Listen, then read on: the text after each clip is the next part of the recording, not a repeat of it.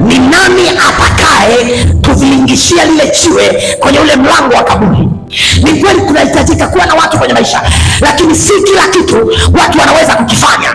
Biblia inaniambia watu hawa wakasemezana wao kwa wao ya kwamba jiwe lile, nani atakaye tusaidia kuliondoa pale?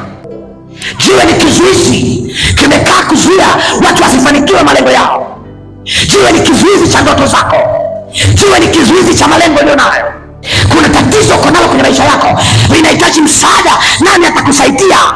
Asubuhi ya leo nimekuja kutangaza, yuko mwanaume mmoja Yesu, huyo akiingilia kati anaweza akakusaidia. Nisikilize nikwambie, huyu mwanaume Yesu hakuna linaloshindikana kwake. Yeye kwake anasema yote yanawezekana. Sikiliza nikwambie, jiwe ni ugonjwa umekaa kwenye maisha yako. Hata madaktari wameshindwa kuliondoa jiwe la ugonjwa. Leo nimekuja kukwambia yuko mwanaume Yesu anaondoa vilivyoshindikana, anaponya vilivyoshindikana. Sikiliza nikwambie, kwa akili zako umeshindwa kuondoa umasikini, lakini Yesu anaweza kukuondolea. Sijui kama kuna mtu ananielewa. Kwa akili zako hautaweza, unahitaji Yesu aingilie kati ili akusaidie.